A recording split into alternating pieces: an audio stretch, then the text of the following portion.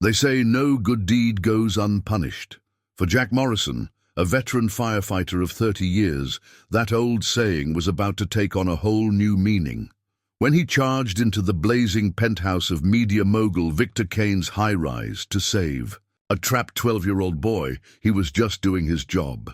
But 3 days later, when a black Mercedes pulled up to his modest suburban home, Jack realized this rescue was different. Inside a manila envelope lay something that would force him to question everything he thought he knew about that night. As he unravels a web of corporate deceit and orchestrated destruction, one question haunts him. Was he really meant to save that boy, or was he simply another pawn in someone else's deadly game? Before we jump back in, tell us where you're tuning in from, and if this story touches you, make sure you're subscribed, because tomorrow I've saved something extra special for you. Dawn crept over Station 42 like it had for the past 3 decades. Quiet, steady, and indifferent to the weight of years that Jack Morrison carried on his shoulders. The badge, sitting in his locker, tarnished by time and service, caught the first rays of morning light filtering through the high windows. 30 years of rushing into burning buildings had left their mark, not just on the metal shield, but on the man who wore it. Jack's weathered hands moved with practiced efficiency as he checked his gear, each motion a ritual carved into muscle memory by countless mornings, just like this one. The rubber seal of his mask, the straps of his turnout gear, the regulator on his air tank, all received the same methodical attention they had since his first day on the job. "Morning, old-timer," came a voice that pulled him from his routine. Sarah Chen, the station's newest firefighter, stood in the doorway, her fresh-pressed uniform a stark contrast to Jack's well-worn attire. At 28, she reminded Jack of himself when he'd first started, eager, idealistic, and still untouched by the harder realities of the job. "You're early again, kid," Jack replied, his voice carrying the gravelly texture of someone who'd breathed too much smoke over too many years. "Trying to make the rest of us look bad?" Sarah grinned, dropping her bag beside her locker. "Just trying to keep up with the legend of Station 42. Though I heard a rumor that said Legend might be thinking about hanging up his helmet." Jack's hands paused over his equipment. The retirement papers in his locker seemed to grow heavier with each passing day. After 30 years, the department had made it clear they'd understand if he wanted to step down. His wife, Marie, had been dropping hints about spending more time with the grandkids. Even his body, despite his best efforts to ignore it, had started sending signals that maybe it was time.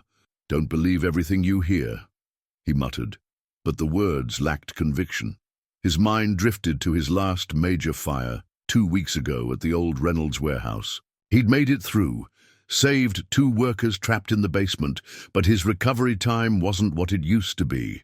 The cough had lingered longer, the aches dug deeper. The station's alarm system chose that moment to screech to life, its harsh tone echoing through the morning quiet. "Engine 42, ladder 42, respond to 1242 Oak Street, reported structure fire." Jack and Sarah moved in perfect synchronization with the rest of the crew, muscle memory taking over as they donned their gear. As Jack climbed into the truck's officer seat, he caught a glimpse of his reflection in the window. Gray hair at the temples, lines etched deep around his eyes, but the same determined set to his jaw that had been there on his first call. The engine's siren wailed to life, and Jack felt the familiar surge of adrenaline that had never diminished, not in 30 years. Maybe he was getting older, maybe the retirement papers were waiting, but right now, none of that mattered. There was a fire to fight, and that's what Jack Morrison did. It's what he'd always done. As they pulled out of the station, Sarah's words echoed in his mind. The legend of Station 42. He'd never thought of himself that way. He was just a firefighter doing his job. But as the morning sun painted the city in shades of gold and promise, Jack couldn't help but wonder how many more rides like this he had left.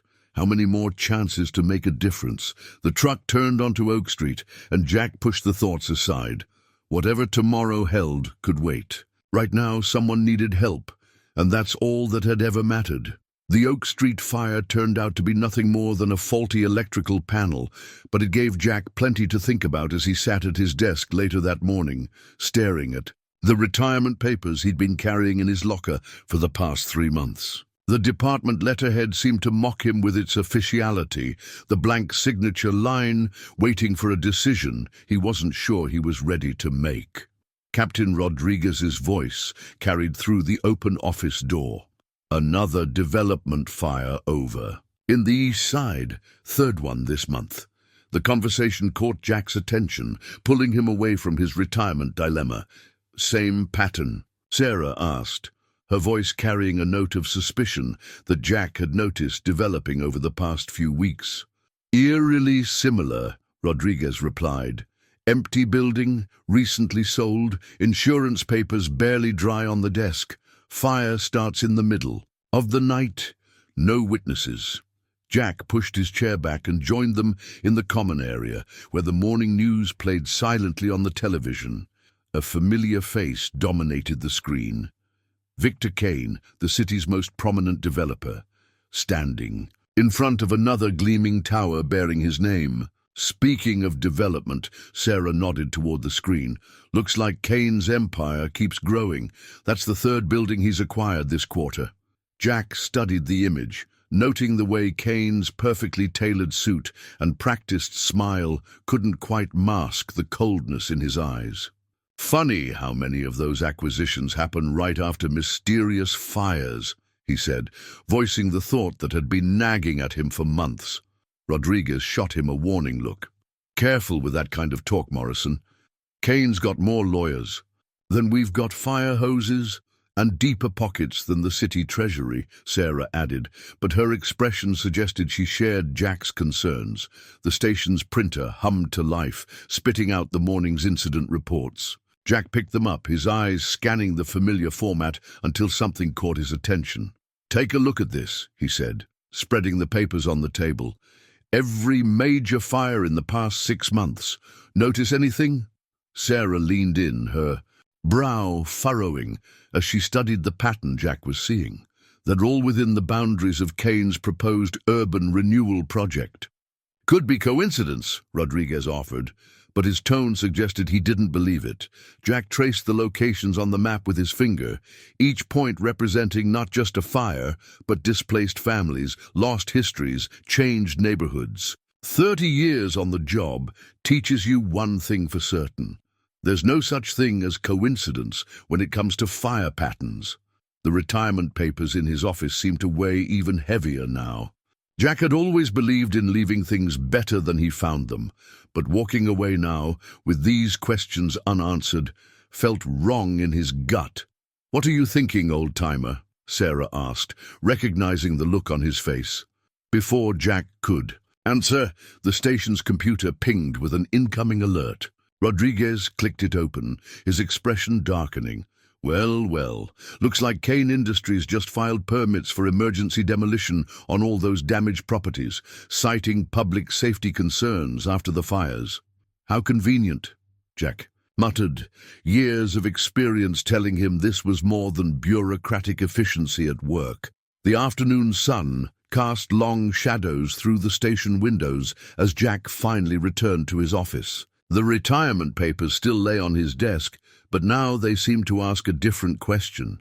Was he really ready to walk away, not just from the job, but from the responsibility that came with 30 years of knowledge and instinct? He picked up his phone, scrolling to a contact he hadn't used in years. Tommy Reeves, an old friend who'd moved from firefighting to fire investigation. If anyone could help him make sense of these patterns, it would be Tommy. As Jack typed out a message, Sarah appeared in his doorway. "You're not really thinking of retiring now, are you?" she asked, concern evident in her voice. Jack looked up at her, then back at the retirement papers. With deliberate movements, he picked them up and slid them back into his locker. "Let's just say I've got a few more fires to fight before I'm done." The setting sun painted Station 42's walls in shades of orange and red, colors that Jack had spent a lifetime walking into.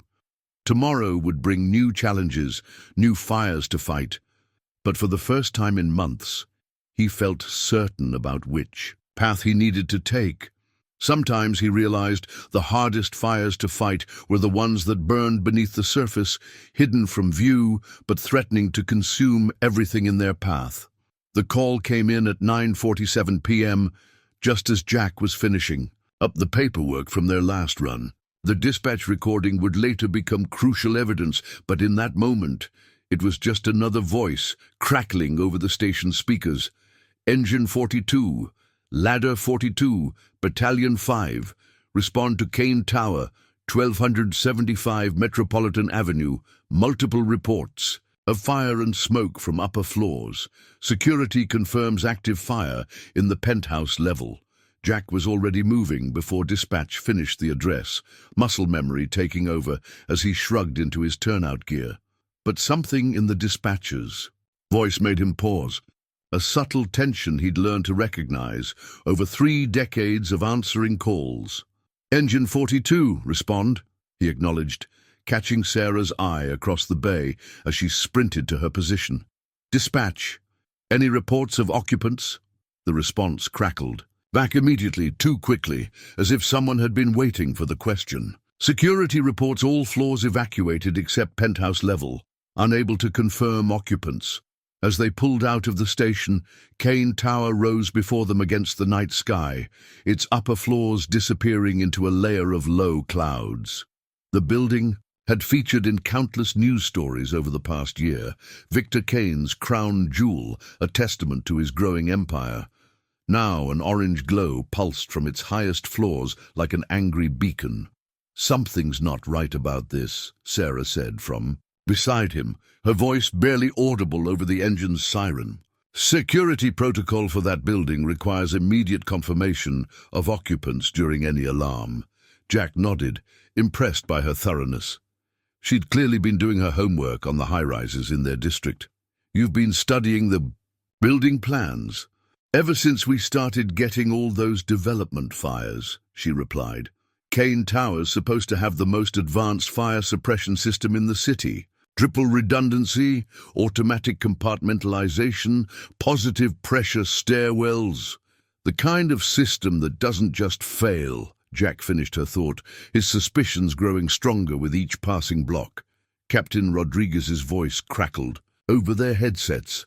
Jack, I want you and Chen taking the primary search of the penthouse. Building security will meet you at the command post with access cards and floor plans. As they pulled up to the tower, Jack's attention was drawn to a group of men in expensive suits huddled near the building's entrance, their faces illuminated by cell phone screens. One of them looked up as Jack passed, and he recognized Martin Drake, Kane Industries' chief of security, speaking urgently into his phone.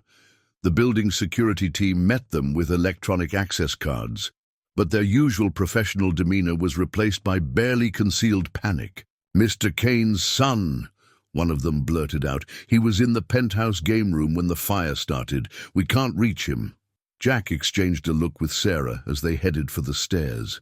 In his experience, panicked security teams usually meant there was more to the story than they were telling. Dispatch, time check, Jack called into his radio as they began their ascent. 2150 hours, came the response.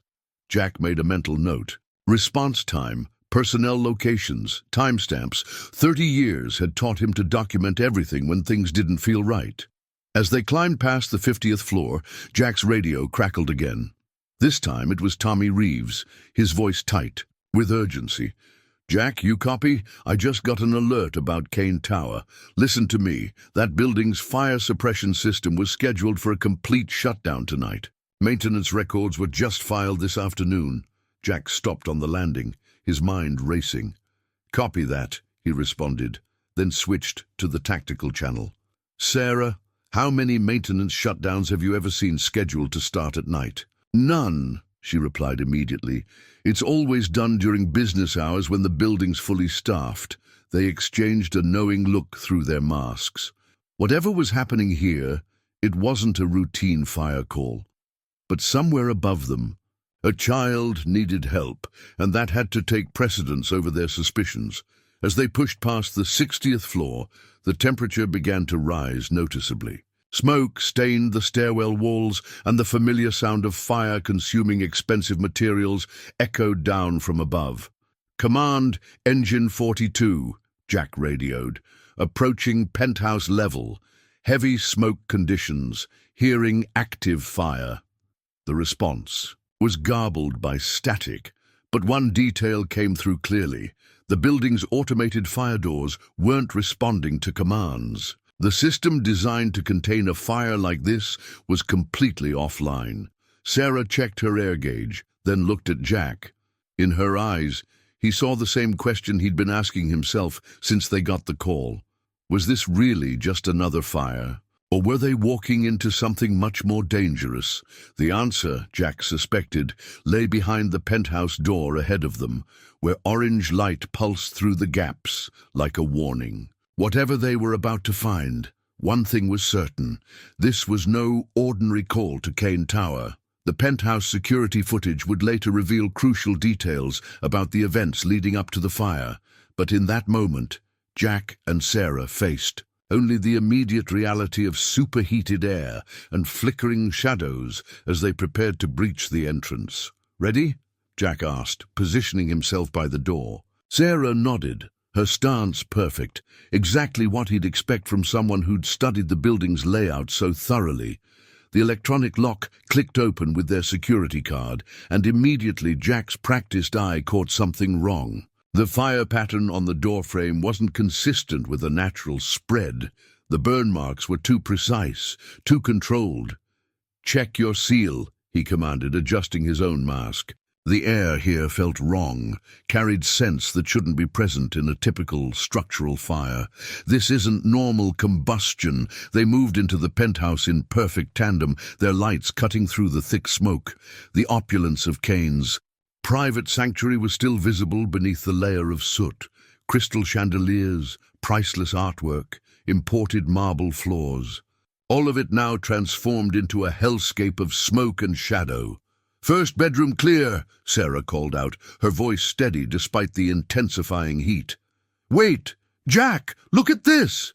He turned to find her crouched by an air vent, her gloved hand pointing to something that made his stomach tighten. The vent cover had been recently removed and replaced, the screws still shiny against the smoke-stained wall. Inside, barely visible, was what looked like the remains of an accelerant canister. "Command, Engine 42. Jack radioed, his voice carefully. "Neutral. Be advised we're finding evidence of possible incendiary devices. Recommend notifying arson investigation." The response was immediate, but not from command. Instead, Martin Drake's voice cut through the static. "Negative, Engine 42. Focus on locating the boy. Investigation protocols can wait." Jack exchanged a loaded look with Sarah. Security chiefs didn't typically monitor tactical channels, and they certainly didn't countermand fire department protocols. A crash from deeper in the penthouse cut short any discussion. They advanced through what had once been a luxurious living room, finding more evidence with each step. The fire had multiple points of origin, each one carefully placed to control the path of destruction. This wasn't just arson, it was choreographed devastation. "Help! Please!" The cry was faint, but distinct, coming from behind a heavy wooden door. The game room, according to the floor plan they'd memorized on the way up. "Fire department! Call out!" Sarah shouted, already moving toward the sound. "In here! I can't breathe!" The door was hot, but not fully involved. Jack's thermal imaging camera showed a small figure huddled in the far corner of the room beyond. But something else caught his attention. A second heat signature, just for a moment, moving away through what should have been a solid wall. "Stand back from the door!" Jack called out, positioning himself for entry. The boy's voice had sounded clear, too clear for someone who'd supposedly been trapped in a smoke-filled room for this long. They breached the door together, and the game room came into view. Despite the smoke, Jack immediately noticed that the sprinklers in this room showed signs of recent tampering. The boy, Kane's son Timothy, was exactly where the thermal camera had shown him. but his positioning seemed staged, almost theatrical. "I've got him," Sarah called, moving forward. "Tim, we're going to get you out of here." The boy looked up and Jack caught a glimpse of something unexpected in his eyes. Not panic or relief, but what almost looked like guilt. "I'm sorry," Tim whispered as Sarah reached him. "They said nobody would get hurt." Before Jack could process those words, his radio crackled again. This time it was Tommy. "Jack, get out of there. I just found something in the maintenance logs. The structural supports on that floor have been—" A deep groan cut through the roar of the fire, and Jack felt the floor shift beneath them. "Sarah, move, now!" She scooped up the boy as sections of the ceiling began to give way. Jack's experienced ear recognized the sound of engineered collapse. Someone had wanted this floor to fail, and they'd planned it down to the minute. They ran through. The sprawling penthouse, Jack's mind racing as fast as his feet. The security footage he'd glimpsed on the way in, the disabled sprinklers, the planted accelerants, the boy's apology. This wasn't just a fire, it was an elaborate performance. But for whose benefit? Behind them, the expensive flooring began to buckle as support beams, weakened by more than just fire, started to fail. Jack keyed his radio one last time. "Command Engine 42, emergency evacuation in progress. Be advised this is a criminal scene. I repeat, criminal." The rest of his transmission was lost in the sound of structural failure as the penthouse floor began its catastrophic collapse. Whatever game was being played here, Jack realized, they were all just pawns on someone else's board, and they were running out of time to figure out the rules. The boy's tablet, discovered partially melted in his backpack during their escape, would later provide crucial evidence. But in that moment, Jack's world narrowed to three simple objectives: protect Sarah, save the child, and find a way out of the death trap the penthouse had become. "Stay close to the wall," Jack shouted, as another section of floor gave way behind them. Sarah clutched Timothy tightly, moving with the practiced grace of someone who drilled evacuation procedures until they became instinct. The boy clung to her, his earlier guilt replaced by genuine terror as the building groaned around them. Jack's mind raced through the building plans he'd studied. The main exit was already cut off by the spreading collapse. The service elevator would be offline. That left the executive escape route, he called out, remembering Sarah's earlier research. "Behind the bookcase in Kane's study." "Private exit," Timothy confirmed between coughs. "Dad uses it." When press shows up, they found the study choked, with smoke, but still structurally sound. Jack's flashlight beam caught the gleam of expensive leather bindings and rich mahogany panels. "Look for a switch, a lever, anything." Sarah set Timothy down, keeping one hand firmly on his shoulder. "There," she pointed to a row of books. "Those aren't real, they're plastic." Jack ran his hands along the shelf until he felt it, a subtle catch that gave way under pressure. The bookcase swung outward with well-oiled precision, revealing a narrow corridor with emergency lighting still functioning. "Go!" Jack ordered, but as Sarah reached for Timothy, the boy suddenly pulled away. "Wait! My backpack! I need it!" Before either firefighter could stop him, Timothy darted back into the smoke-filled study. "Tim, no!" Sarah moved to follow, but Jack caught her arm. "I'll get him. Start down the passage and call for evacuation teams to meet us at the bottom." The boy was already returning, clutching a sleek backpack to his chest, when Jack heard the distinctive sound of structural cables snapping somewhere above them. "Move!" he shouted, grabbing Timothy and practically throwing him through the doorway to Sarah. They raced down the narrow escape route as the collapse sequence continued above. The passage angled downward, built into the building's core structure. Emergency. Lights flickered, creating strobing shadows that made the descent even more disorienting. "Jack!" Sarah's voice crackled through his radio. "The tablet in his backpack, there's something wrong about this whole setup." The kid knew this exit was here. He knew exactly where his bag was in all that smoke. "Later," Jack responded, though. His mind was already cataloguing the inconsistencies. The perfectly positioned accelerants, Drake's interference on the radio, the boys' apology. They emerged into a private parking garage 3 stories below ground level. Timothy stumbled, his breathing ragged, and Jack noticed something else strange. The boys' clothes were relatively clean for someone who'd supposedly been trapped in a smoke-filled room. Emergency response teams swarmed around them as soon as they exited the passage. Through the controlled chaos, Jack spotted Martin Drake speaking urgently into a phone, his face tight with barely contained anger rather than relief at the boy's rescue. "Timothy!" Victor Kane's voice boomed across the garage as the media mogul rushed forward, his expensive suit immaculate despite the late hour. "Thank God you're safe." But Jack caught the split-second look that passed between father and son, not the desperate relief of a parent reunited with an endangered child, but something more complex, something that looked almost like a performance. "My boy," Kane announced, loudly, clearly playing to the gathering media cameras. "You're a hero for saving him. Name your reward. Anything. Just doing my job," Jack replied automatically, his attention drawn to Timothy, who was clutching his backpack with white-knuckled intensity. Sarah appeared at his side, her voice low. The tablet slipped out when he fell. "I saw the screen before. It went dark, looked like some kind of messaging app, recent notifications. Get it logged as evidence before it mysteriously disappears," Jack murmured back. "Already done." Called it in as potential proof of origin, while Drake was distracted. With Kane was still talking, playing the role of grateful father perfectly, but Jack noticed how the man's eyes kept darting to his son's backpack. Whatever was on that tablet, it was clear that multiple parties had gone to elaborate lengths to stage this entire incident. As paramedics led Timothy away for evaluation, the boy glanced back at Jack. This time, there was no guilt in his eyes, only fear.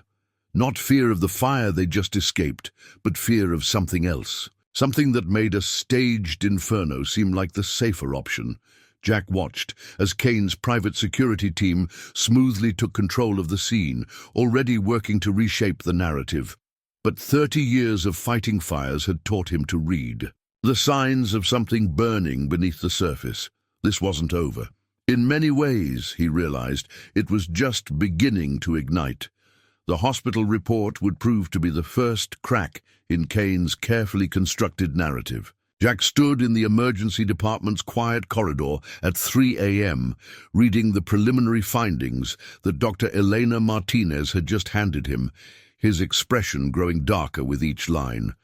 "Blood work shows trace amounts of mild sedation," Dr. Martinez explained in a low voice, glancing around to ensure they weren't overheard. "The kind typically used for anxiety. But here's the strange part. The metabolites suggest it was administered before the fire started." Jack looked up from the report. "Someone drugged him deliberately before the fire. Just enough to make him compliant, not enough to incapacitate." She tapped the paper. "There's something else. His carbon monoxide levels are inconsistent with the exposure time reported. It's almost as if he wasn't in that smoke-filled room nearly as long as we were told," Jack finished, the pieces starting to align with his suspicions. The doctor nodded. "I'm required to report any suspicious findings involving minors. But Jack," she hesitated, "Kane's lawyers are already here. They're pushing to have him discharged against medical advice." Outside the hospital windows, dawn was beginning to break over the city. Local news vans had been arriving steadily for the past hour, their satellite dishes raised like periscoping submarines hunting for a story. On the waiting room television, shaky smartphone footage of the rescue played on repeat. "Heroic firefighter saves media mogul's son," the caption read, alongside a photo of Jack that made him look a decade younger than his 30 years of service. The coverage was perfectly crafted, emotionally resonant, and entirely missing the point. Sarah appeared at his elbow, still in her smoke-stained uniform. "You need to see this," she said, holding up her phone. It showed a real estate news website, the timestamp just minutes old. Kane Industries announces emergency urban renewal initiative in wake of tragic fire. They didn't waste any time, Jack muttered, scanning the article. The plan called for fast-tracked demolition permits for dozens of buildings in the same neighborhood as Kane Tower, all in the name of public safety. It gets better, Sarah swiped to another screen. Look who just got appointed to oversee the project's safety compliance. Jack felt his jaw tighten. Martin Drake's corporate headshot stared back at him, accompanied by glowing praise for his handling of the Kane Tower incident. The fire's not even out yet, and they're already using it to justify their development plan. Sarah's voice carried the quiet anger of someone watching a long-suspected plot unfold. A commotion down the hall drew their attention. Victor Kane had arrived with an entourage of lawyers and PR people, all speaking urgently into phones or tablets. But it was the man walking slightly behind Kane that caught Jack's attention, a silver-haired figure in an expensive suit who seemed oddly familiar. "That's Senator Morrison," Dr. Martinez whispered. "No relation to you, I assume?" Jack shook, his head watching as the politician disappeared into Timothy's room. He'd seen the senator at countless ribbon-cutting ceremonies for Kane's buildings, always standing just off-center, always present, but never quite in focus. His phone buzzed. A text from Tommy Reeves. "Check your email. Found something in this building inspection records from last month. This goes deeper than we thought." Before Jack could respond, Kane emerged from his son's room, his media-perfect smile firmly in place. But as he passed Jack, he paused, his voice pitched for privacy. "A word of advice, firefighter," Kane said, his tone carrying a weight that had nothing to do with gratitude.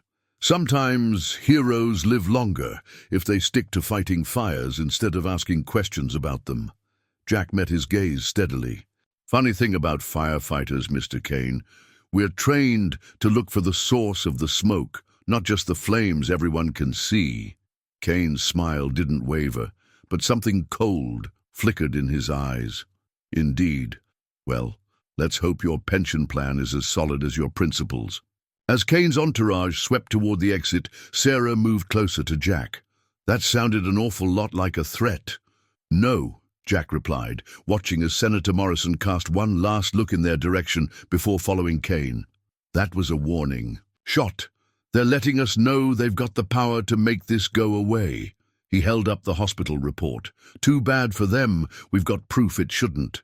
The morning sun finally broke through the hospital windows, casting long shadows across the corridor. Somewhere in the city, Kane Tower still smoldered. But Jack knew the real fire, the one that threatened to expose decades of corruption, was just beginning to burn. 3 days after the Kane Tower fire, Jack sat on his front porch, nursing a cup of coffee and the kind of bone-deep fatigue that came from too many sleepless nights. The morning paper lay unopened beside him, Kane's face prominently featured above the fold. He'd stopped reading the coverage after the second day. Too many convenient explanations, too few hard questions. The black Mercedes appeared silently, rolling to a stop in front of his modest ranch house with the kind of precision that spoke of professional drivers. Its windows were tinted well beyond legal limits, and it bore no license plates, front or back. Jack set down his coffee, decades of instinct putting him on high alert. The rear door opened, but no one emerged. Instead, a hand appeared, feminine, wearing an expensive watch, and placed a manila envelope on the curb. The door closed, and the Mercedes pulled away with the same deliberate silence with which it had arrived. He waited 5 minutes before approaching the envelope, scanning the street for witnesses or surveillance. The morning remained quiet. His neighbors already gone to their 9-to-5 jobs, leaving him alone with whatever message had been deemed important enough for this kind of delivery. The envelope was heavy, expensive stock, sealed with wax rather than adhesive. No markings, no address, no identification of any kind. Inside, he found 3 items: a USB drive, a handwritten note on watermarked paper, and a single photograph that made his blood run cold. The photo showed Senator Morrison standing in what appeared to be Kane's private office, handling a stack of documents. The timestamp showed it was taken 2 weeks before the fire. But it was the document visible in the senator's hands that caught Jack's attention. A building inspection report for Kane Tower, dated differently than the official one on file. Chat. Handwritten note was brief, the penmanship elegant but clearly disguised. The fire was a message. The boy was bait. But not for you, for his father. There are people within Kane Industries who can no longer stomach what's happening. The USB contains proof of 37 staged incidents, each one carefully orchestrated to force property sales at desperate prices. But the Kane Tower fire was different. Someone went off script. Someone decided to add murder to the plan. Look into Carlton Place, the old theatre district. That's where it started 3 years ago. That's where you'll find the first bodies. Be careful who you trust. Martin Drake has people inside the department. The hospital report you obtained already disappeared from official records. The only copy left is the one Dr. Martinez gave you. You have 48 hours before they finish cleaning up their mess. After that, even this evidence won't be enough. Not everyone in power serves Kane. Some of us remember what justice means. The note was unsigned, but a small insignia was embossed at the bottom, a scales of justice, subtly modified to incorporate what looked like a firefighter's axe. Jack's phone buzzed. A text from Sarah. Something weird just happened. Woman in a judge's chambers reached out, says she has information about Kane Tower, wants to meet. As if on cue, the USB drive in Jack's hand caught the morning light, its metallic surface reflecting a similar scales of justice symbol. This wasn't just evidence, he realized. This was an invitation into a much bigger fight. He took one last look at his quiet street, knowing that accepting this information would change everything. The comfortable routine of his life, the simple clarity of fighting fires, all of it would be consumed by whatever conspiracy he was about to uncover. His phone buzzed again. Tommy this time. Just got access to the Carlton Place records you asked about. Jack, there's something really wrong here. 3 accidental deaths during the property acquisitions. All ruled natural causes, but the investigating officer, now working private security for Kane Industries. Jack picked up the envelope and headed inside, his decision made. Kane had been right about one thing. Sometimes heroes lived longer if they just fought fires. But some fires couldn't be extinguished with water and foam. Some fires required justice. He secured the envelope in his personal safe, next to the hospital report and his own copies of the Kane Tower incident logs. On his way out, he caught his reflection in the hallway mirror. The man looking back at him wasn't just a firefighter anymore. He was something Kane and his conspirators feared much more. A witness who couldn't be bought and who understood that the most dangerous fires were the ones that burned in plain sight. Sarah, he texted back, tell that judge we'll meet. But first, we need to take a walk through Carlton Place. Time to find out what's really burning in this city. Carlton Place looked like a mouthful of broken teeth, jagged remnants of what had once been the city's theatre district. Jack and Sarah stood before the ruins of the majestic theatre, its Art Deco facade still proud despite years of neglect. A faded condemned notice fluttered in the morning breeze, its date matching the first suspicious fire in the old department records they'd retrieved. 3 years ago, Sarah said, consulting her tablet. Fire started in the basement, spread through the ventilation system. Building was empty except for... She paused, frowning. Except for Marcus Chen, the building's caretaker, found in his apartment above the lobby. Natural causes, Jack quoted from memory. Heart attack, according to the coroner's report. But look at the response time. He pulled out a stack of weathered incident reports, their edges worn from frequent handling.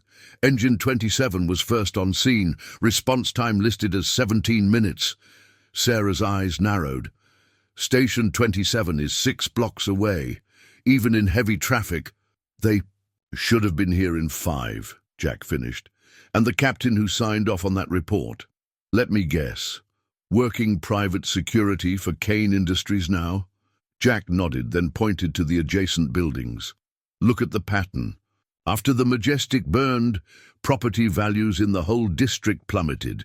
Kane Industries swooped in, bought everything at pennies on the dollar.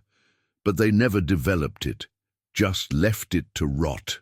Waiting for something, Sarah mused. But what? They moved deeper into Carlton Place, every step revealing more inconsistencies. Fire after fire, each one perfectly timed to drive down prices, each investigation rushed or botched, each resulting in more property falling into Kane's hands. "Jack," Sarah called from inside what had been the Olympic Theatre. "You need to see this." He found her in the former orchestra pit, phone flashlight illuminating what looked like recent footprints in the dust. "Someone's been here within the last few days," she said, "and they were looking for something specific." The beam of her light caught a metal box partially hidden beneath the old stage, a modern safe, incongruous among the decay. Its door hung open, empty. "Check the dates again," Jack said suddenly. "When did Kane Industries officially acquire this block?" Sarah consulted her notes. 3 weeks after the Majestic fire. Wait. She scrolled further. The sale was approved. "By Senator Morrison," Jack finished. "The same senator who was handling those building inspection reports in the photograph." They spent the next hour documenting everything, Sarah's camera clicking steadily as Jack cross-referenced dates and names. The pattern was clear, but it wasn't until they reached the old Regina Theatre that they found what they were really looking for. "This is where it started," Jack said, studying the building's bones. "Look at the burn patterns on these support beams. This wasn't just arson, this was a test run. They were perfecting their technique." Sarah's flashlight beam caught something behind a fallen section of wall. "Jack," her voice was tight, "is that what I think it is?" He moved closer, his heart heavy with recognition. Scattered across the floor were the remains of accelerant canisters, identical to the ones they'd found in Kane Tower's penthouse. "They've been using the same method for 3 years, he said, perfecting it, developing their timing. The Regina was their practice ground. Sarah was already photographing the evidence when her phone buzzed. "Text from Tommy," she reported. "He found something in the old insurance claims. The Regina's owner, Elizabeth Foster, fought the sale to Kane, said she had evidence of tampering with the fire suppression system. Day before she was supposed to present her case, let me guess, natural causes, carbon monoxide poisoning in her sleep, case closed, building sold, evidence sealed." Jack stood in the center of the destroyed theater, seeing not just ruins, but a pattern of destruction that stretched across years. "They didn't just burn buildings," he said quietly. "They burned evidence, burned people, burned the truth." His phone vibrated. A message from an unknown number. "Judge Hawthorne, 4 p.m. today. Come alone. Bring what you found in Carlton Place. Watch for tails." As if in response, a car engine started somewhere nearby, then quickly faded away. They weren't alone in Carlton Place, and whoever was watching had just witnessed their entire investigation. "Sarah," Jack said, his voice low and urgent, "get those photos backed up, multiple copies, secure locations, and get yourself somewhere safe. This just became a lot more dangerous than questionable response times and missing records." She met his gaze steadily. "I didn't join the department to look the other way, Jack. Besides," she managed a grim smile, "somebody needs to watch your back while you're charging into burning buildings, metaphorical or otherwise." They emerged from the Regina into harsh sunlight, leaving behind the ghosts of Carlton Place, but carrying the weight of what they'd discovered. The evidence was clear now. Kane Tower wasn't an isolated incident. It was just the latest performance in a long-running show of corruption and murder, with the city's most powerful men directing from the shadows. And now, with a judge waiting to hear their findings, Jack and Sarah had front-row seats to the most dangerous act yet. The internal Kane Industries memo lay on Judge Hawthorne's antique desk like a lit fuse. Its corporate letterhead and careful language barely disguised the brutality of its true meaning. Aggressive acquisition strategies meant forced evictions. Site preparation was code for arson. Resistance mitigation referred to dealing with people like Elizabeth Foster. My clerk found this in a sealed case file, Judge Hawthorne said, her silver hair and stern demeanor reflecting 30 years on the bench. The original lawsuit never made it to trial. The plaintiff, unfortunately, suffered a fatal accident before the hearing. Another natural causes case, Jack asked, already knowing the answer. Car brake failure. The judge's mouth tightened. Very thorough brake failure that somehow erased the vehicle's diagnostic data. They were meeting in her private chambers, blinds drawn, white noise generator humming by the door. Sarah stood guard outside, watching for Drake's people. There's someone you need to meet, Hawthorne continued, checking her watch. Former Kane Industries project manager. She's been gathering evidence for months, building a case. After the tower fire, she reached out. A soft knock interrupted them. Sarah entered with a woman Jack recognized from news coverage of Kane's previous developments. Patricia Reynolds, until recently one of Kane's most trusted executives. Ms. Reynolds has quite a story to tell, the judge said, then added pointedly, one worth dying for, apparently, since Drake's people have already made 2 attempts. Patricia's hands shook slightly as she opened her laptop. The tower fire wasn't supposed to happen that way, she began. It was meant to be like the others, controlled. Empty building, insurance claim, quick demolition. But someone changed the plan at the last minute, added Timothy to the equation. Why? Jack asked. Why risk Kane's own son? Because it wasn't Kane's plan. Patricia turned the laptop, showing an email chain with sensitive headers. Kane has been losing control of his empire. The senator and his allies have been squeezing him out, using the real estate portfolio to launder money for something bigger. The tower fire was a message. They showed Kane they could reach his family any time. And Timothy? Sarah asked. Was he in on it? Partially. They convinced him it was a game, a way to help his father. The sedatives were supposed to keep him calm, make him follow instructions, but they used too much, nearly killed him. That's when I knew I had to get out. Jack studied the email chain, noting familiar names. Building inspectors, fire marshals, police officials, the corruption reached into every department that could have exposed the scheme. Drake's been recruiting for years, Patricia continued, finding people willing to look the other way. Those who refused. She gestured at the memo on the judge's desk. Well, you've seen their accident reports. The Carlton Place properties, Jack said. Why keep them undeveloped? Patricia's answer was cut short by Sarah's urgent return. Black SUV just pulled up outside, Drake's security team. Judge Hawthorne moved quickly, pressing a hidden panel in her bookshelf. Service elevator goes to the parking garage. Ms. Reynolds? Patricia was already gathering her laptop, her movements practiced, someone used to running. The Carlton Place documents are in a safe deposit box, she said quickly. First Metropolitan Bank, box 2247. The key is the office door splintered. In wood, Martin Drake stood in the doorway, flanked by 2 men with poorly concealed weapons. Your Honor, he said smoothly, I believe you have some documents that belong to Mr. Kane.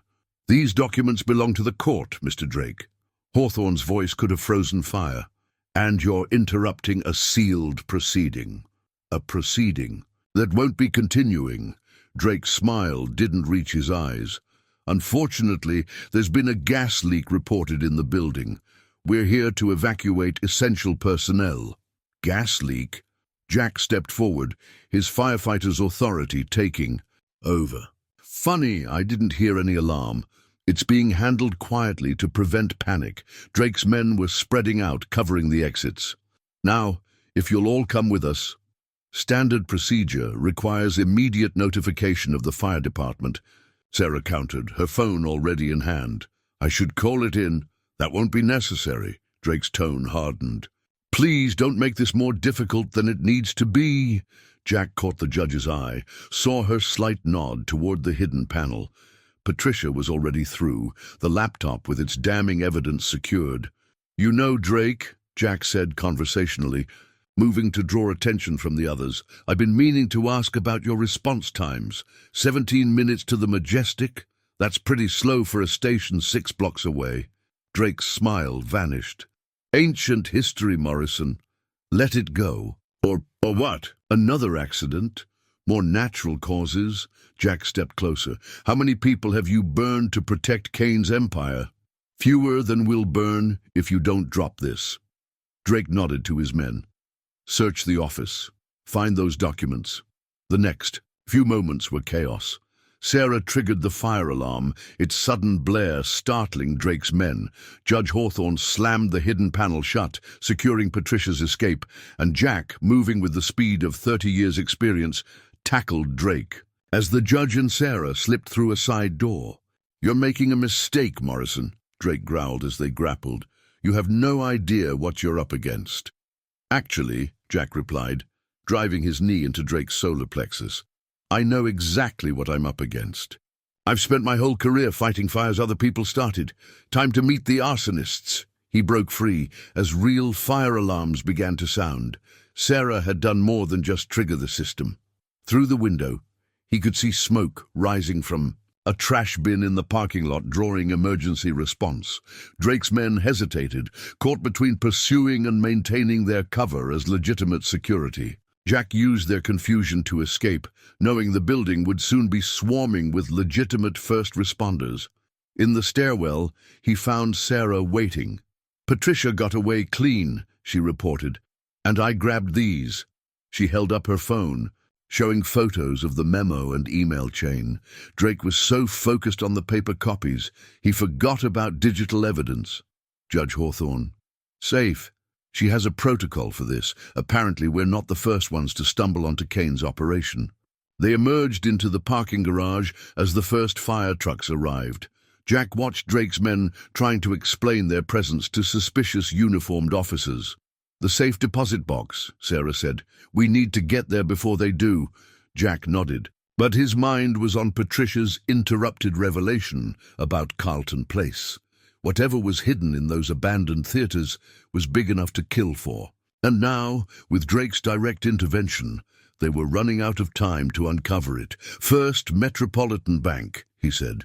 But first, we need to make some copies of those photos. Something tells me evidence has a way of disappearing when Kane Industries takes an interest. They drove away as more emergency vehicles arrived, their sirens masking the sound of Jack's phone, buzzing with a new message. Time's running out. Carlton Place isn't just property, it's proof. Find the blueprints. Find the bodies. TD. The threatening letter was waiting on Jack's kitchen table when he got home. Impossible, given that he'd locked every door and window before leaving.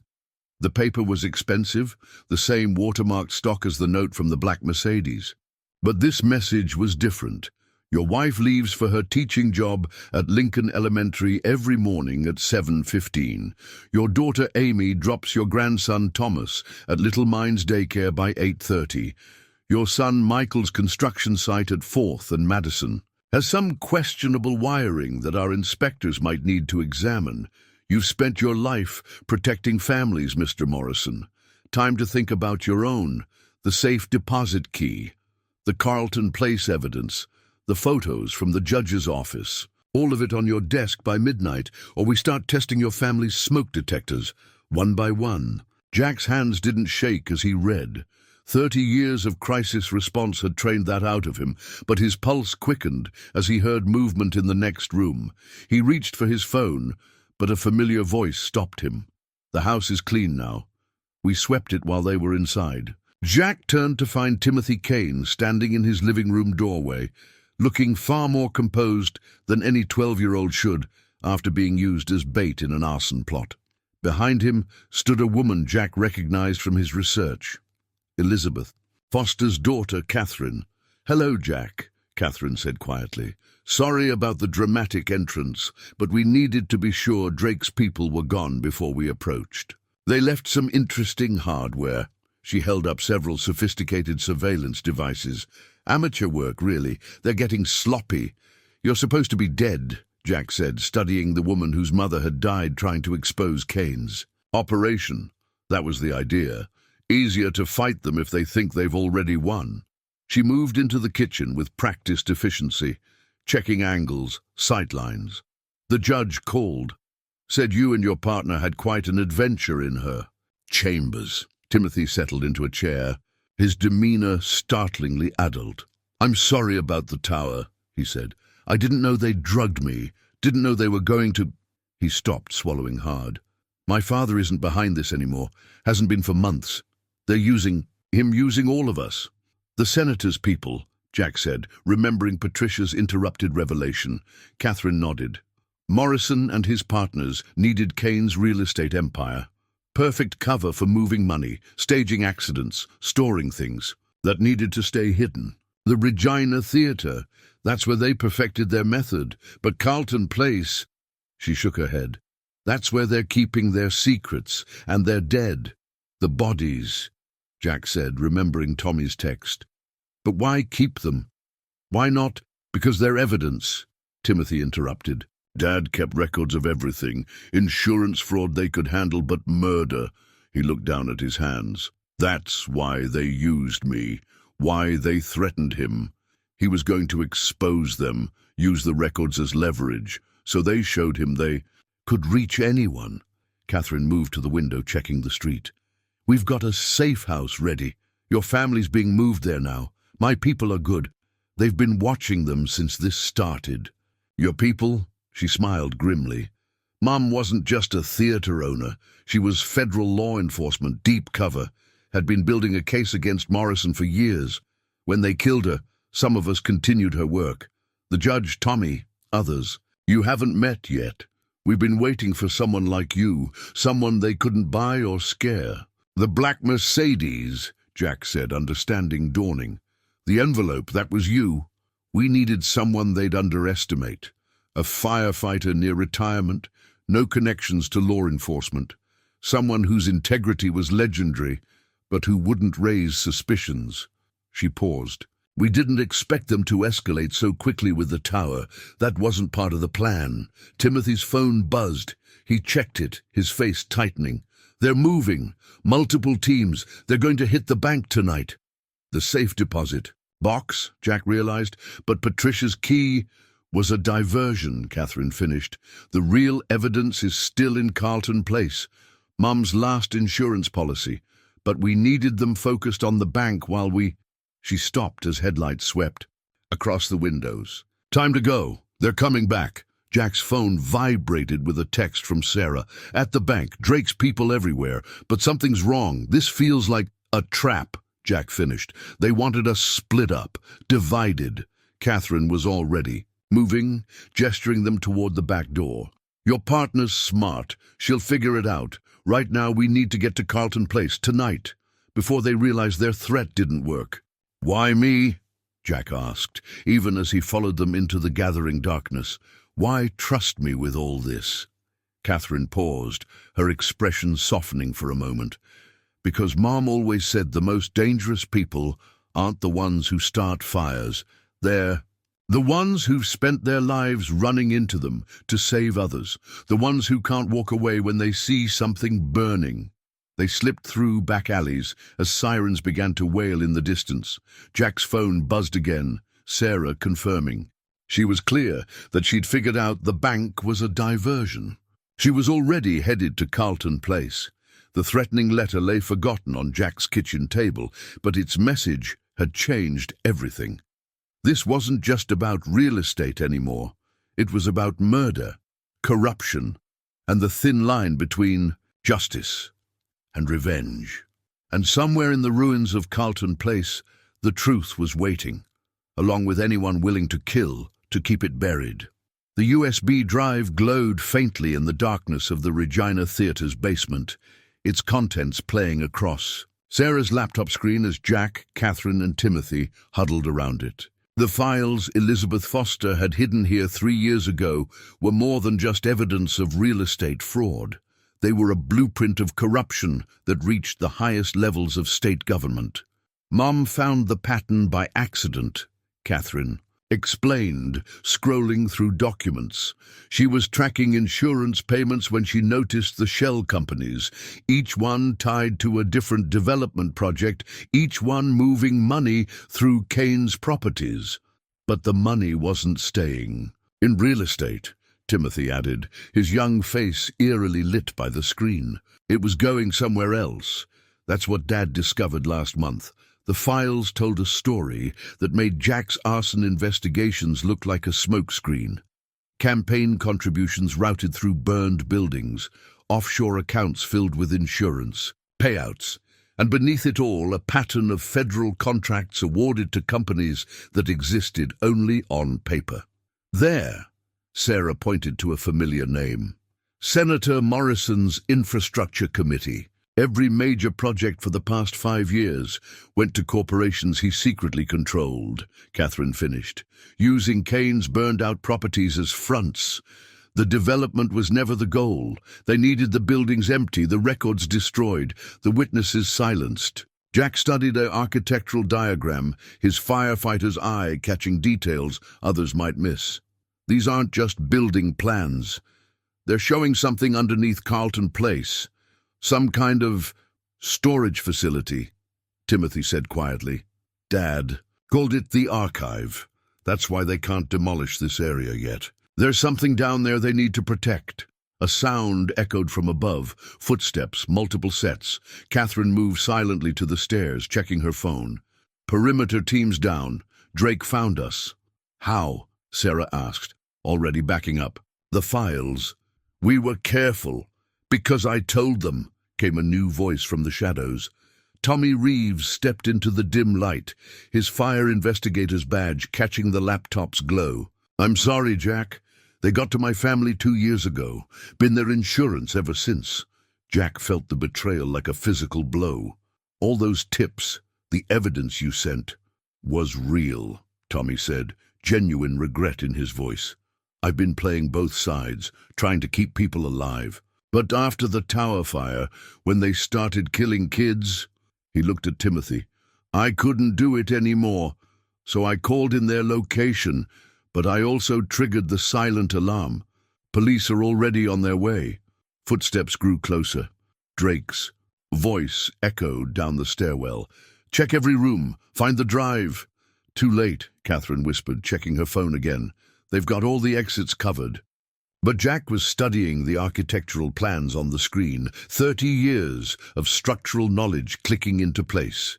No, they don't. Look at this. The theaters were all connected underground. Old prohibition tunnels.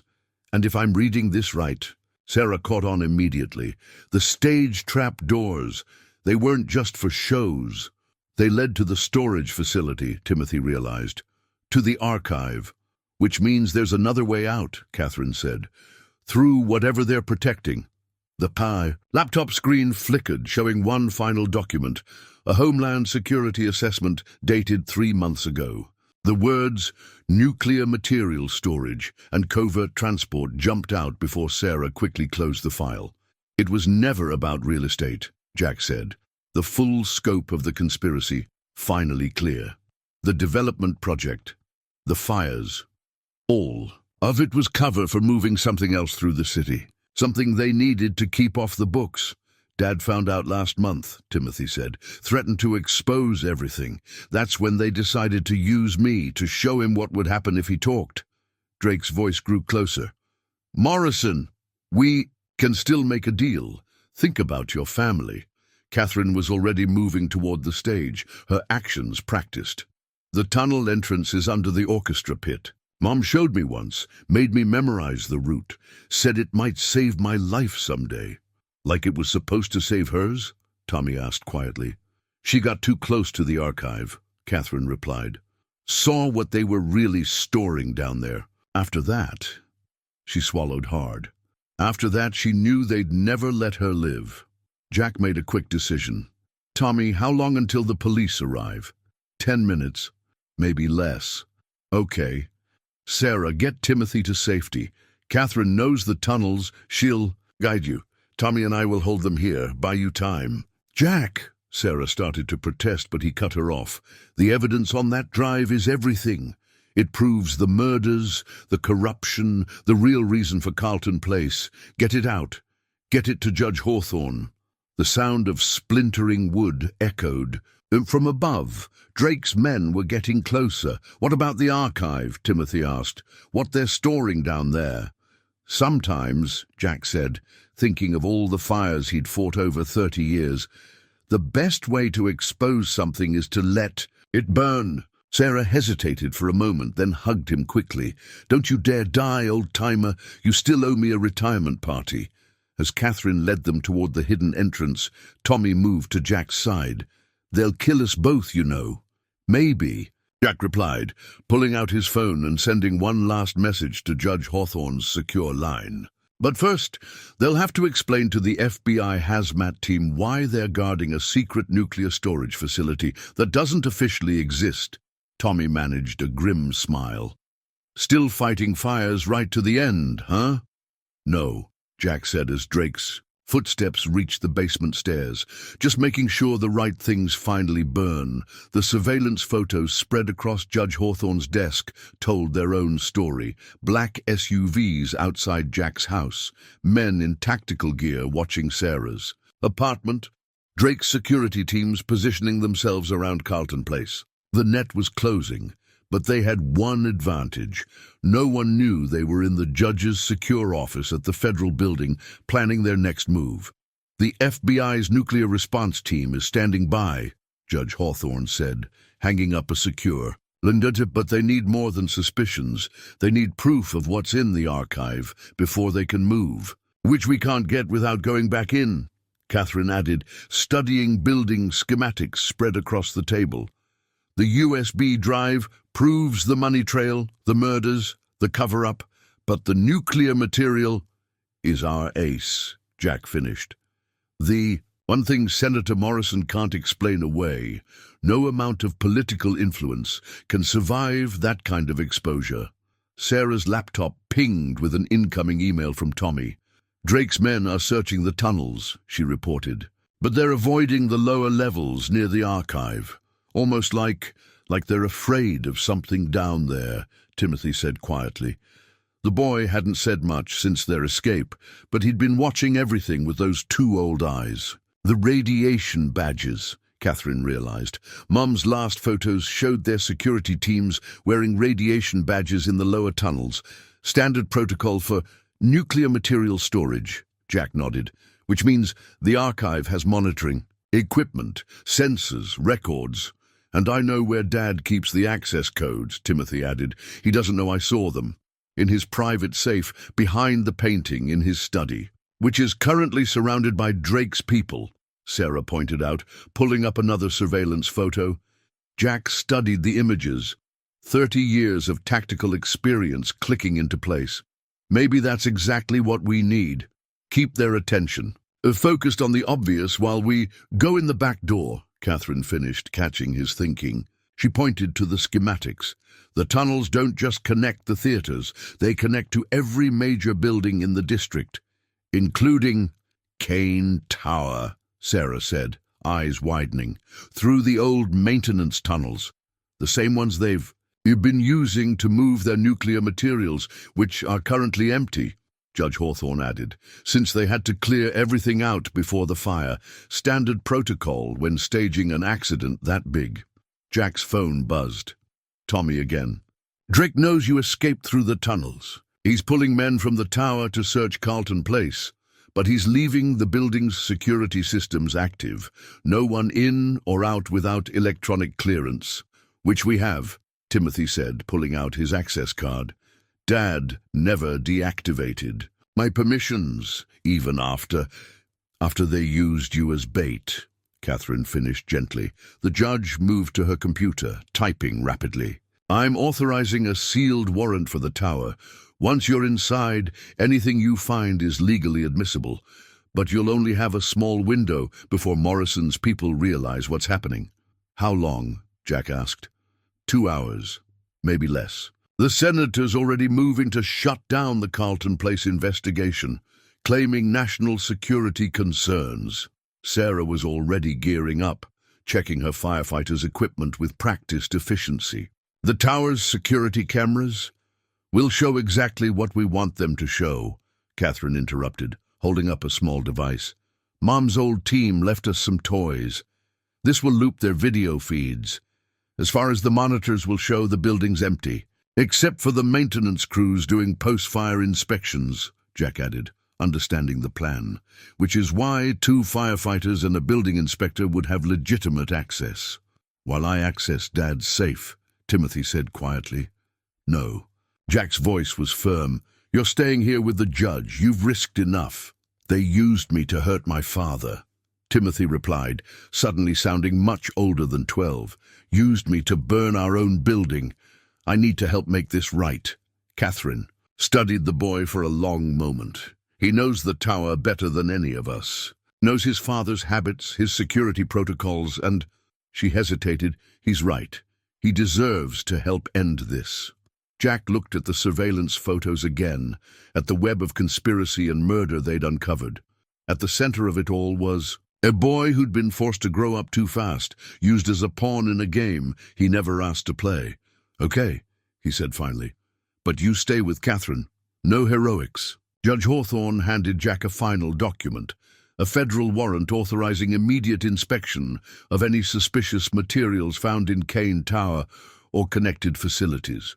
The moment you have proof of the archive's contents, I can mobilize the FBI team, but until then, we're on our own, Sarah finished. They gathered their equipment, Sarah's firefighting gear, Catherine's electronic countermeasures, Timothy's access cards, and Jack's 30 years of experience running toward danger, instead of away from it. The surveillance photos showed Drake's men still searching Carlton Place, still unaware that their quarry was about to slip in behind them. 2 hours, the judge reminded them. After that, Morrison's people will shut everything down, classify it all as matter of national security. This is our only shot. Jack checked his phone one last time as they prepared to move out. Tommy's last message was brief. Drake knows you'll try something, but he doesn't know about the archive's monitoring systems, about the records. When you find them, burn it all. Ready? He asked his team. Sarah adjusted her gear, Catherine checked her devices, and Timothy stood straighter, looking for all the world like the son of a billionaire should, confident, composed, and completely in control. Time to fight fire with fire, Sarah said, managing a grim smile. They moved out into the gathering darkness, leaving the surveillance photos spread across the judge's desk like a map of corruption. Somewhere in Kane Tower, the proof they needed was waiting, and this time, Jack thought, the right things were finally going to burn. The recording device in Catherine's pocket captured every word as they confronted Victor Kane in his private office. 52 stories above the city. His face, lit by the glow of emergency lighting, showed none of the media-polished charm that had built his empire. Instead, there was only fear and resignation. I wondered who would finally put it together, Kane said, not even bothering to reach for the security alarm. Should have known it would be you, Morrison. 30 years fighting fires. You've seen how they really start. Like the one that killed Catherine's mother? Jack kept his voice steady, watching Kane's reaction. Or the accident at the Majestic. Or maybe like the one you staged with your own son. Kane's eyes flickered to Timothy, who stood beside Catherine near the office door. I never wanted... They said it would be controlled, safe, just enough to justify the insurance claim, the demolition permits. But then Morrison's people took over, and everything changed. The senator's team, Sarah said, checking the feeds on her tablet. Drake's already mobilizing response teams. We've got maybe 20 minutes before they reach this floor. Tell us. About the archive, Jack pressed. About what's really stored under Carlton Place. Kane moved to his wall safe, the painting concealing it still askew from Timothy's earlier access. It wasn't supposed to be nuclear materials. That wasn't the original plan. The tunnels were perfect for moving money, storing evidence, keeping certain items away from regulatory oversight. But then the senator's connection showed up, the one from the Defense Department. Who? Catherine demanded. General Ward, Anthony Ward, head of some classified logistics division. He said they needed a secure facility off the books, somewhere, to store problematic materials, things that couldn't go through official channels. Nuclear materials that weren't supposed to exist, Jack concluded. Kane nodded, pulling a thick folder from the safe. Decommissioned weapons, materials from old sites that were officially cleaned up, but still had hot zones, the kind of waste that would cause international incidents if anyone knew we still had it. And you agreed to help them? Sarah's disgust was evident. They didn't give me a choice. Kane's laugh was hollow. By then, they had enough evidence of our other operations to bury me. The real estate fraud, the arsons, the accidents. I became their perfect front. Who would suspect a developer of running a covert nuclear storage facility? Until Mom found out, Catherine said quietly. Elizabeth was too good an investigator. Followed the money too far, found the radiation badges, the monitoring equipment. She was going to expose everything. Kane looked at Catherine. I tried to warn her, tried to get her out, but Morrison's people, they don't leave loose ends. Jack's radio crackled, Tommy's voice urgent. Drake's teams are in the building. 6 minutes to your floor. The monitoring records, Jack pressed. Where are they? Kane moved to his computer, typing rapidly. The archive has automated systems, radiation levels, storage conditions, transport logs, everything uploaded hourly to secure servers. Servers that, as of 10 minutes ago, are copying their contents to Judge Hawthorne's secure account. You're helping us? Timothy's voice carried equal parts hope and suspicion. Why now? Because they used my son. Kane's facade cracked, showing real emotion for the first time. They drugged my boy, put him in a burning building, just to prove they could, to keep me in line, and I let them do it. Sarah's tablet beeped. Upload complete. Judge Hawthorne confirms receipt. FBI teams are mobilizing. It won't be enough, Kane warned. Morrison has too much influence.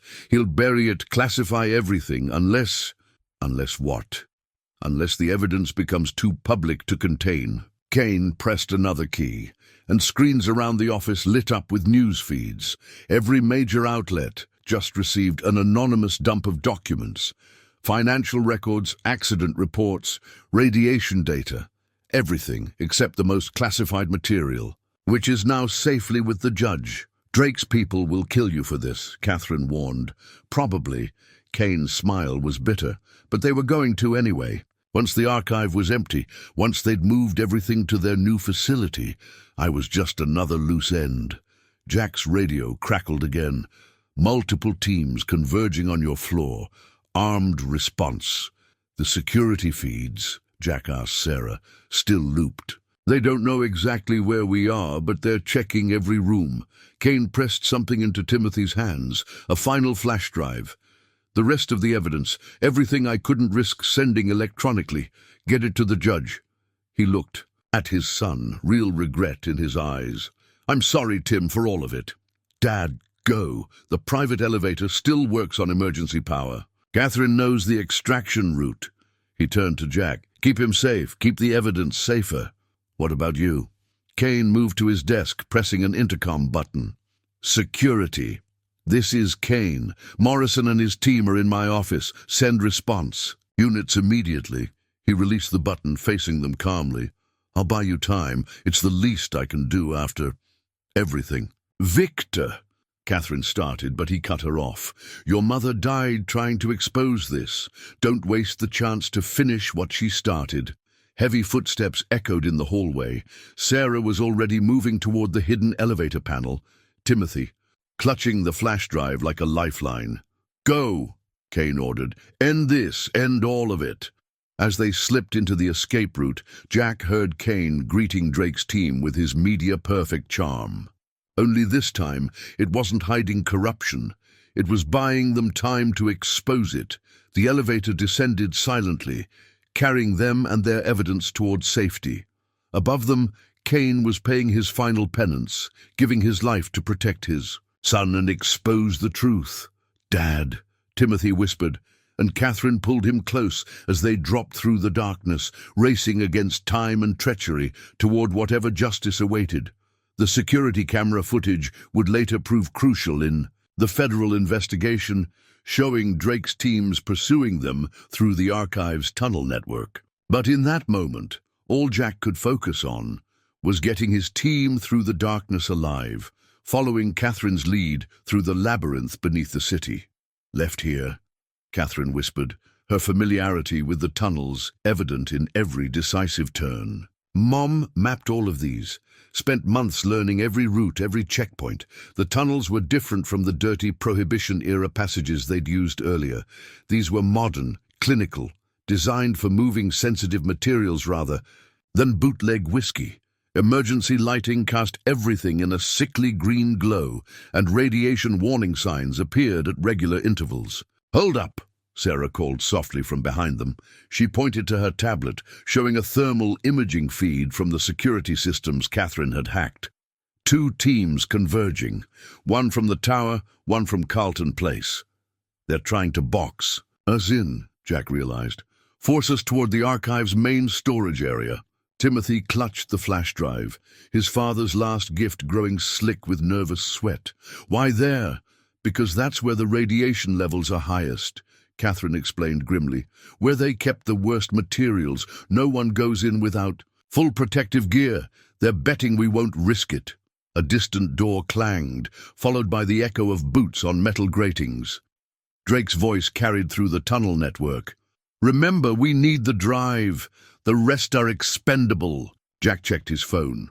No signal this far underground, no way to warn Judge Hawthorne or coordinate with Tommy. They were on their own. "Wait," Sarah said suddenly, studying the building plans on her tablet. "These tunnels weren't just for storage. Look at the ventilation system." Jack moved closer, his firefighters' training catching what she'd spotted. "They're not just vents, they're containment channels, in case of a radiation leak. They can seal off sections," Catherine finished. "Mom's notes mentioned it. Emergency protocols to prevent contamination from spreading to the surface." Another crash echoed through the tunnels, closer now. A voice crackled over a radio. "Team 2 in position, moving to intercept." "The containment system," Jack said, an idea forming. "Can we access it?" Catherine was already pulling out her laptop, connecting to a maintenance terminal. "Maybe, but triggering it would seal off whole sections. We could trap ourselves." "Or trap them," Sarah countered, "if we can time it right." Timothy stepped forward, his young face set with determination. "I know these systems. Dad made me memorize all the building protocols, even the classified ones. He was preparing me, I realize now, for this moment." Jack studied the thermal imaging. Feed. Drake's teams were moving in a standard search pattern, but they were being careful, too careful. "They're afraid," he realized, "of the radiation, of leaving evidence. They have to do this clean, which means they'll follow procedures," Catherine said. "Stay in the designated safe zones, avoid the hot areas. Making them predictable," Sarah finished. Timothy was already working with Catherine at the terminal, his fingers flying over the keyboard. "Each section has independent controls. We can seal them one by one, herd them like cattle." "Toward what?" Jack asked. Catherine smiled grimly. "Toward the truth." She pointed to a section of the plans marked in red. "The archive's main control room, where they kept all the original monitoring equipment, the stuff they couldn't scrub or destroy without raising flags with regulatory agencies." "More evidence," Sarah said. "Better." Catherine's smile turned fierce. "Security cameras, activated by motion, recordings backed up to off-site servers. If we can get Drake's teams on video inside a restricted nuclear storage facility, they can classify their way out of it," Jack finished. More footsteps echoed, along with the squealing of rusty hinges. They were running out of time. "Okay," Jack decided. "Timothy, Catherine, get those containment systems ready. Sarah, watch their approach on thermal. We need to time this perfectly. They worked quickly, quietly as Drake's teams drew closer. Timothy's knowledge of the systems proved invaluable, his small hands steady despite the pressure. First team, approaching Junction C, Sarah reported. Second team moving through Tunnel 6. They're following the safe zones exactly. Ready? Jack asked. Catherine and Timothy shared a look, then nodded. On your mark. Jack thought of Kane, buying them time 52 stories above. Of Elizabeth Foster, who died protecting this evidence. Of all the fires that had burned to hide this conspiracy. Now, Timothy hit the command key, and the tunnels came alive with warning klaxons. Blast doors slid into place with pneumatic hisses, sealing off sections in a carefully orchestrated pattern. Team 2 blocked at Junction D. A voice crackled over. The security channels. Radiation warnings active, can't proceed. Fall back to... Another voice cut off as more doors slammed shut. They're moving, Sarah reported, watching the thermal feeds. Falling back to, yes, they're taking the only route left open. Straight to the control room, Catherine confirmed, where every second will be recorded from multiple angles. They could hear Drake now, his controlled voice showing cracks of panic. All teams, hold position, do not enter unauthorized areas without proper... Too late, Timothy said with grim satisfaction. They're already in the hot zone. Cameras active. Recording everything. Time to go, Jack said, seeing their opportunity. Before they figure out what we did. They moved quickly through the remaining open tunnel, Catherine leading them toward a maintenance shaft that would take them to the surface. Behind them, Drake's teams were being herded deeper into the archive, their every move now documented on systems they couldn't access or destroy. Wait, Timothy said suddenly, pulling out his phone. One last thing. He typed quickly, then showed them the screen, a text to his father's private number. I understand now, Dad. Thank you. They emerged into the pre-dawn darkness behind Carlton Place, just as the first FBI response teams were arriving. Judge Hawthorne stood with the federal commanders, already coordinating the operation. Did you get it? She asked as they approached. Jack handed over the flash drive, while Sarah pulled up the thermal feeds showing Drake's teams trapped below. We got something better, he said. We got them on camera, inside a restricted nuclear facility they claim doesn't exist, with radiation badges clearly visible, Catherine added. Time-stamped, documented, and backed up where they can't reach it. Timothy stood straighter, his father's son to the end. We got the truth, all of it. Above them, the first light of dawn touched Kane Tower's upper floors, where a father's sacrifice had bought them the time they needed. Below, Drake's teams were about to learn that sometimes the most dangerous fires were the ones you lit yourself, and somewhere in the city, a senator was about to discover that his perfect conspiracy had finally, fatally, burned itself out. The media report package hit every major network simultaneously at 6 a.m., perfectly timed with the morning news cycle. Judge Hawthorne had orchestrated its release with the precision of a conductor, ensuring that no single outlet could be pressured into silence. Jack watched the story unfold on multiple screens in the FBI's mobile command center, each channel adding another piece to the puzzle. Breaking news from downtown, where federal agents have surrounded the Carlton Place district. One anchor's voice shook slightly as she read the developing story. Sources confirmed the discovery of an unauthorized nuclear storage facility beneath the abandoned theaters. Another channel cut to helicopter footage of hazmat teams entering the area.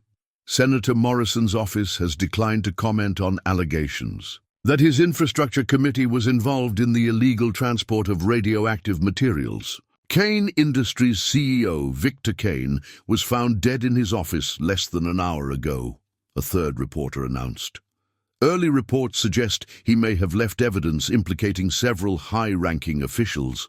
Sarah worked methodically at a computer terminal, coordinating with federal technical teams as they processed the data from the archive's systems. The radiation monitoring logs go back 3 years, she reported. Every shipment, every transfer, all of it documented and backed up. Where they can't erase it, Catherine added grimly. She was watching thermal feeds of the underground facility, where Drake's teams were still trapped in the containment zones. FBI tactical units are moving in now. Drake's people have nowhere to go. Timothy sat quietly in a corner, watching his father's face appear on screen after screen. The media was already crafting their narrative, the billionaire developer who died exposing a conspiracy, but they didn't know the whole story, couldn't know how he'd sacrificed everything to protect his son. General Ward was just taken into custody, Judge Hawthorne announced, entering the command center. Along with 3 members of Morrison's staff, the senator himself is apparently unavailable for comment, but his private jet was just grounded at Newark. Jack studied the evidence boards where federal agents had mapped out the full scope of the conspiracy. Real estate fraud had been just the beginning, a cover for something far darker. The nuclear materials stored in the archive had been gathered from officially cleaned sites across the country, their existence hidden from international inspectors. They needed somewhere off the books, he mused, somewhere to hide everything that wasn't supposed to exist. And they needed someone like Drake, Sarah added, to make the problems disappear, the witnesses, the evidence. Like my mother, Catherine said quietly. A commotion at the command center entrance drew their attention. Tommy Reeves was being led in by federal agents, his hands cuffed, but his head held high. The judge arranged a deal, he explained as they removed his restraints. Full immunity in exchange for everything I know about Drake's operation. Names, dates, every accident that wasn't really an accident. Why now? Jack asked his old friend. Tommy's eyes found Timothy. Because they crossed a line, using a kid. That's not what I signed up for.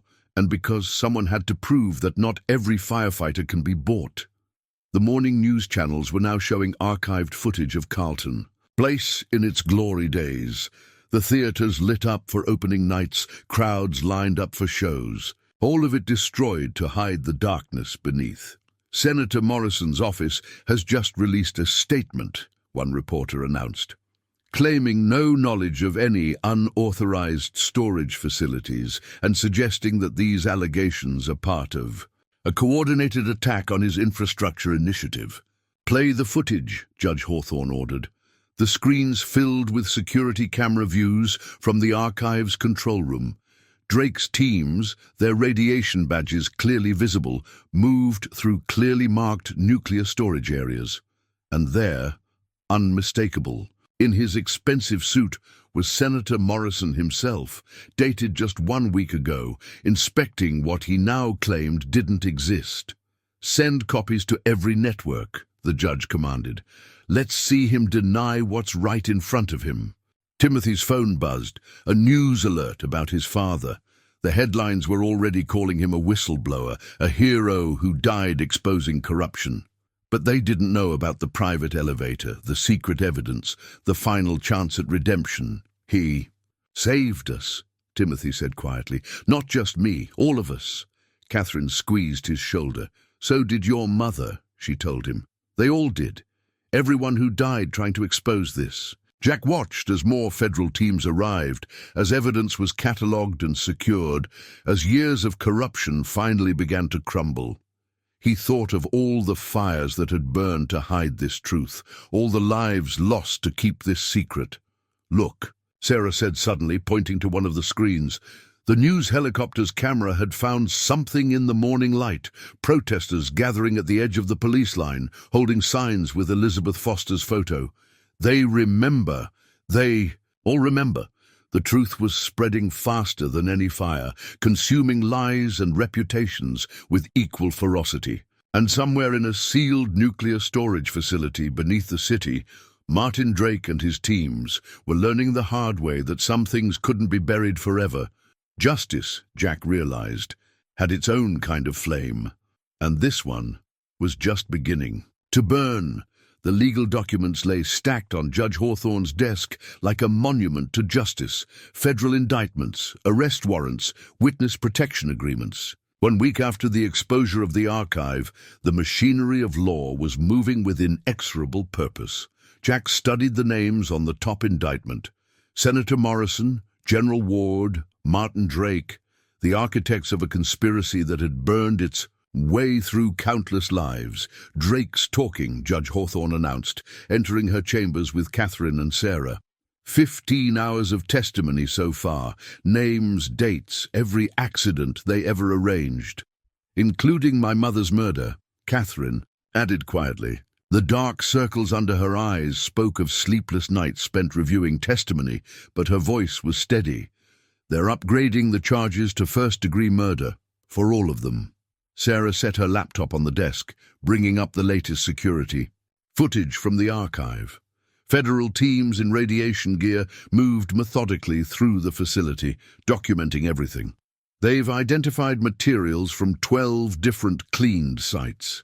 International inspectors are being called in. And Morrison? Jack asked. Under house arrest, after his medical emergency conveniently landed him in a private hospital.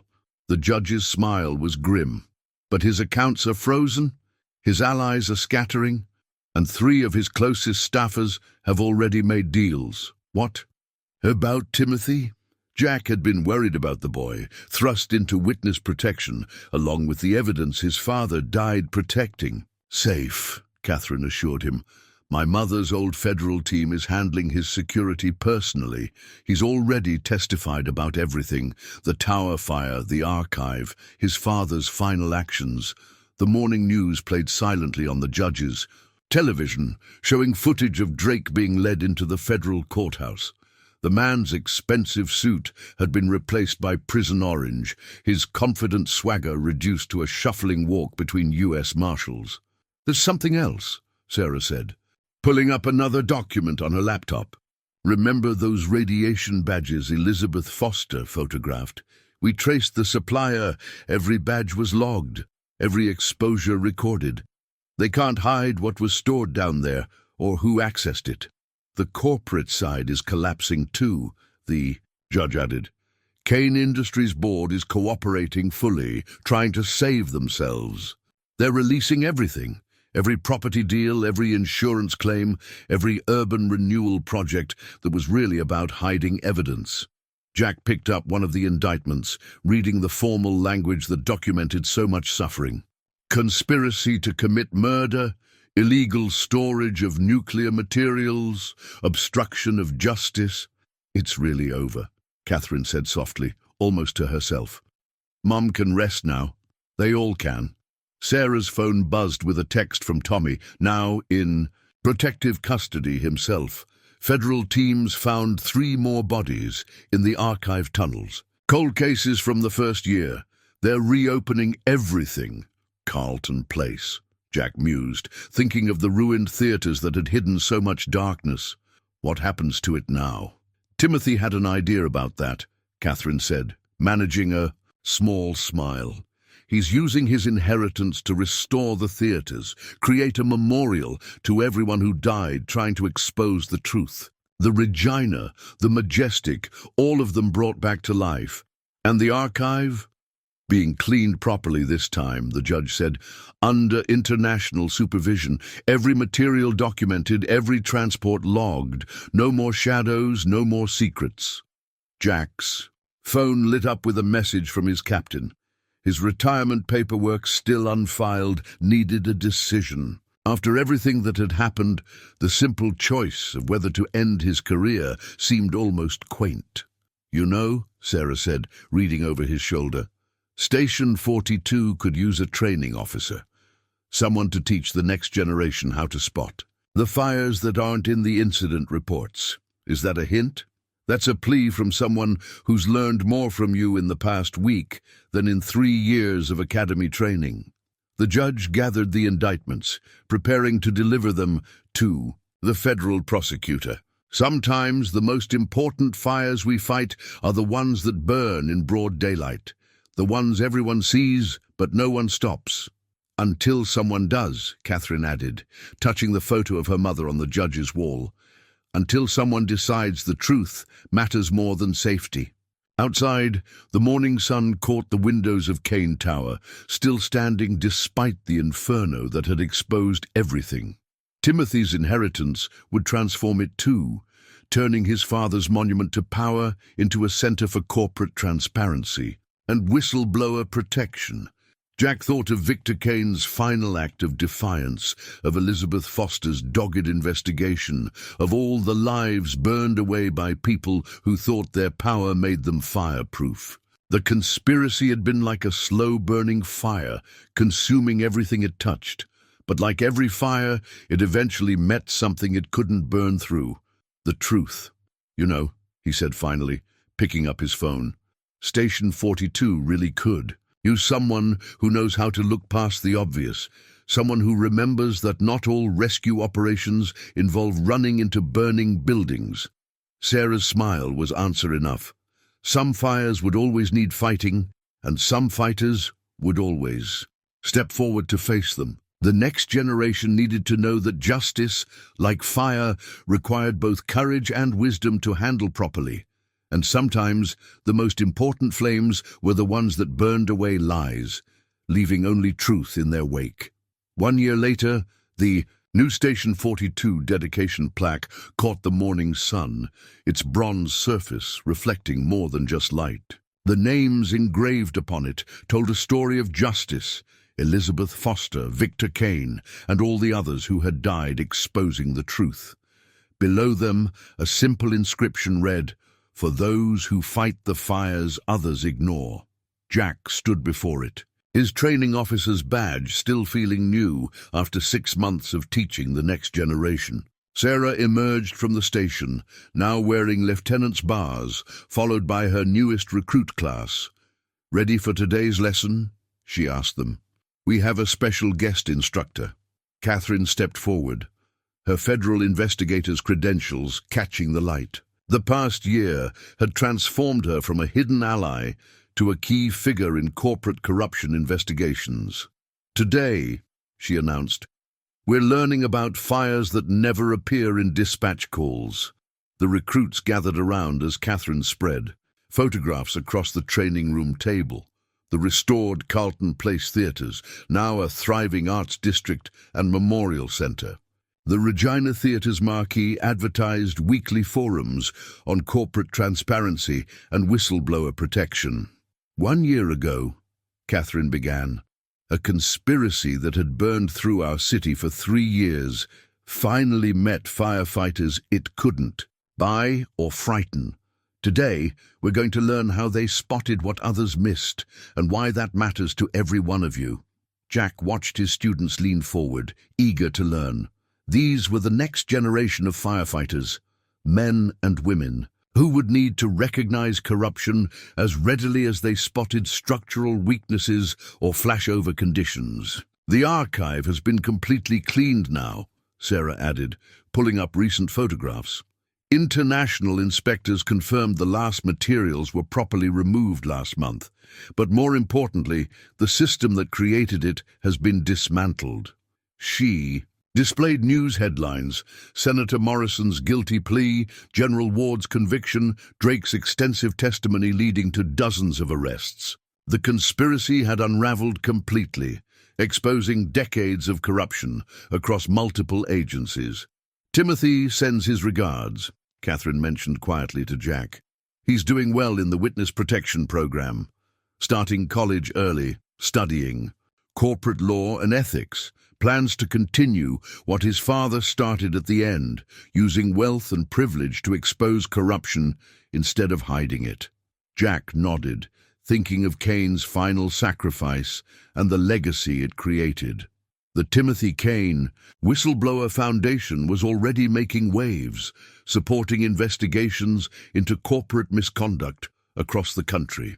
"You know what I remember most," Sarah said, joining them as the recruits reviewed case files. "That night in the archive, when we realized some fires have to burn, the ones that burn away lies and expose truth." Mom would have liked that. Catherine smiled.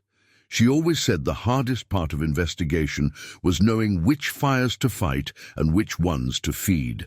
The morning alarm tone sounded. A real call this time. Jack watched with pride as his recruits moved with practiced precision, Sarah leading them with the confidence of someone who had faced down far worse than a standard structure fire. Engine 42, ladder 42, respond to... The dispatcher's voice was clear, professional. No more hidden meanings, no more corrupt officials manipulating response times. The system wasn't perfect, but it was cleaner than it had been in years. "Go," Jack told his team.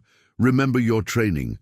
Remember to look past the obvious. And remember, some fires burn in broad daylight," they chorused back, a mantra he had drilled into them over months of training. As the engines pulled out, sirens wailing, Jack turned back to the dedication plaque.